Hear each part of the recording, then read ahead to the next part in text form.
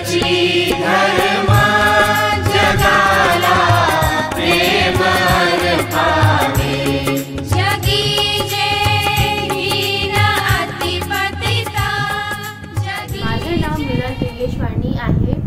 आज सादर करणारे श्यामची आईचा धडा रात्र 33वा। चला सुरू करूया त्याचा गरिबाचे मनोरथ। श्याम अलीकडे खिन्न दिसत असे। आईच्या आठवणीचा तर तो परिणाम नसेल। आईचे दुखी व कष्टी जीवन मनासमोर येऊन तर तो कष्टी नसेल झाला। श्याम, तुझ्या तोंडावर हल्ली हास्य खेळत नाही। तू उदासीन का दिसतोस? तुला काय होते आहे? मनात कोणते विचार तुला त्रास देत आहेत? रामने विचारले। राम, आपल्या देशात अपरंपार दुःख देणे दरिद्र आहे। मी माझ्या आईच्या आठवणी सांगत आहे। त्या माझ्या भारत मातेच्याच जणू आहेत। मी ही भारत माता देण्यात दास्यात कर्जात बुडाली आहे। तिच्या मुलांना खायला नाही, प्यायला नाही, धंदा नाही, शिक्षण नाही। माझे आतडे तुटते। हे दुःख माझ्याने पाहवत नाही। माझी छाती दुबकून जाते। पातक्याने भारताची केवढी हानी झाली आहे। जिकडे तिकडे कर्ज, दुष्काळ व रोग। लहान लहान मुले जन्मली नाहीत तो मरत आहेत। कोणाचाही तोंडावर जराही रया नाही। तेच उत्साह कोठे दिसत नाही। जीवनाचे जरेच जणू आटून गेले।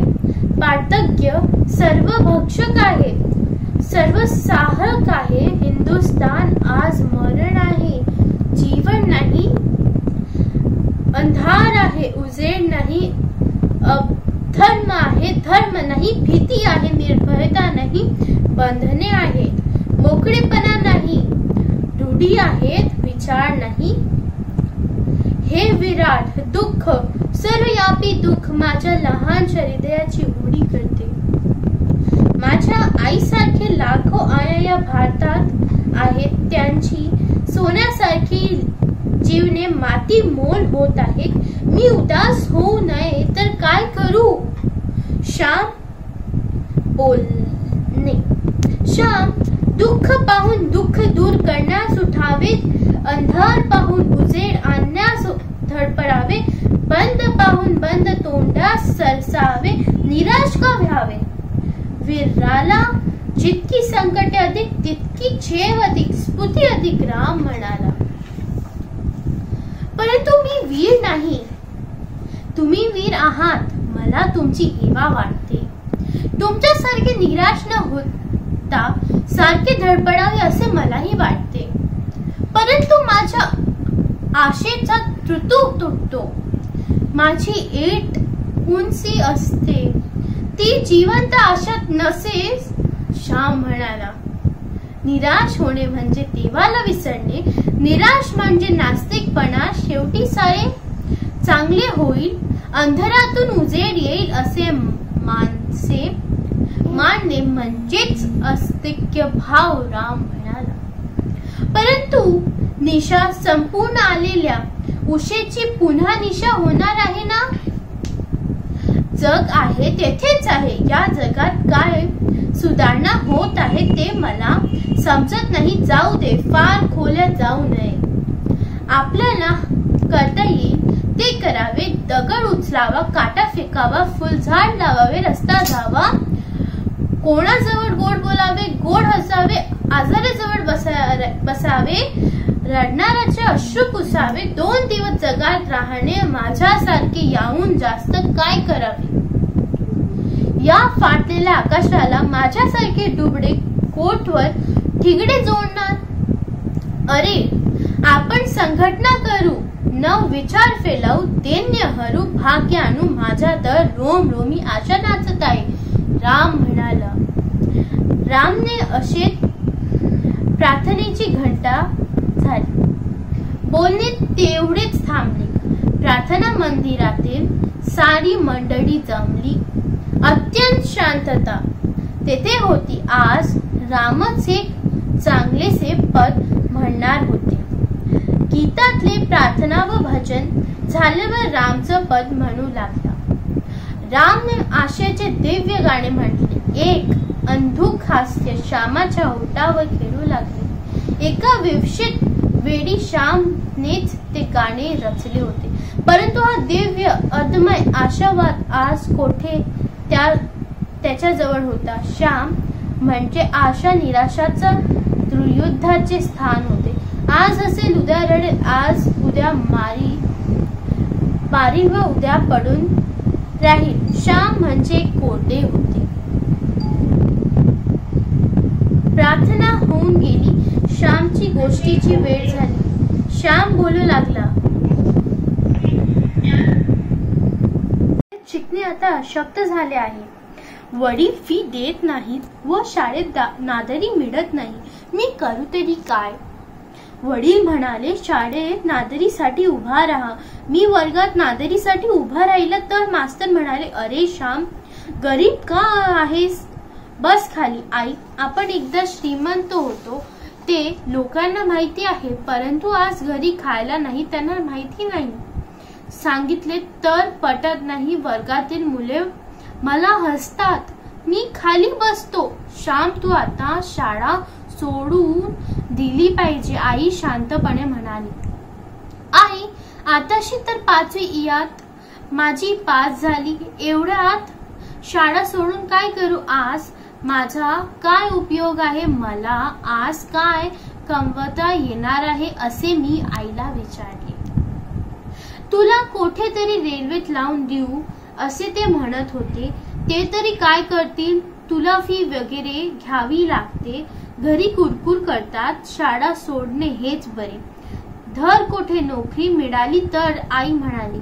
आई, एवढ्यापासून का नोकरी करावास लागू? या वयापासून का हा नोकरीचा भुंगा पाठीमागे लावून घेऊ? आई, माझ्या केवढ्याले मनोरथ, किती स्वप्ने. मी खूप शिकणे, कवी होईल, ग्रंथकार होईल, तुला सुखवीन. आई, आता आशांवर पाणी ओतवायचे, सारे मनोरथ मातीत लोटावायचे. मी जणू कवी होऊनच बोलत होतो. भावना मला बोलवीत होते, माझ्या ओठांना नाचवीत होती.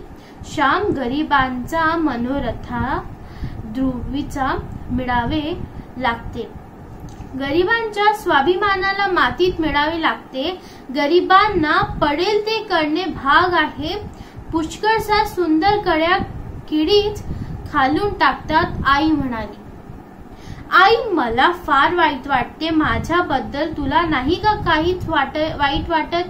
तुझ्या मुलांना जीवाचे मातेरे व्हावे असे तुला वाटते. मी मोठा व्हावे असे तुला नाही वाटत? मी आईला विचारले. माझ्या मुलांनी मोठे व्हावे, परंतु पित्याला चिंता देऊन, पित्याला दुःख देऊन मोठे होऊ नये. स्वतःच्या पायावर उभे राहून मोठे होत येत असेल तर त्याने व्हावे. पित्यावर विसंबून राहायचे तर त्याची इच्छाप्रमाणे वागले पाहिजे. आई म्हणाली. आई, मी काय करू? मला मार्ग दाखव.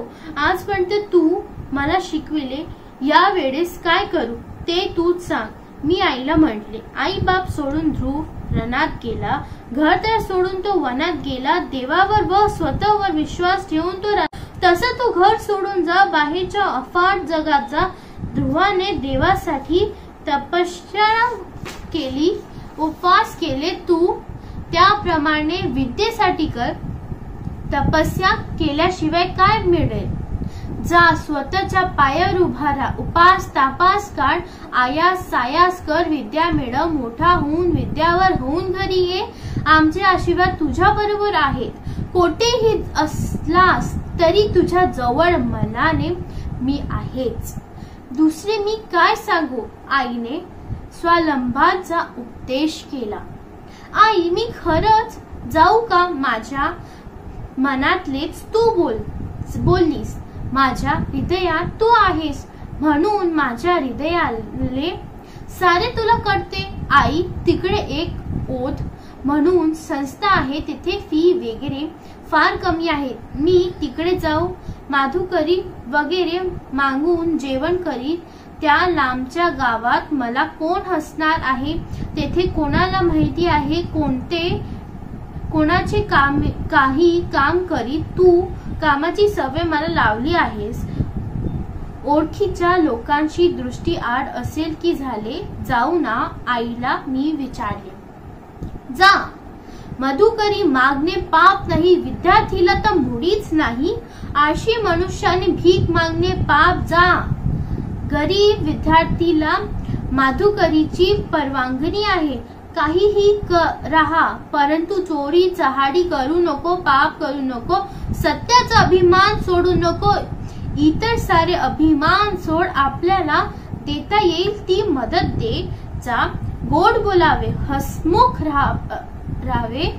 जीभ गोड तर सारे जग गोड. मित्रमंडळी जोड, कोणाला टाळून बोलू नको, हृदयाला दुखवू नको. अभ्यास झुटून कर. आई बापांची आठवण ठेव, बहीण भावाची आठवण ठेव. ही आठवण असेल म्हणजे बरे, ही आठवण तुला तारील सन्याग्राव ठेवेल. जा. माझ्या परवानगी आहे.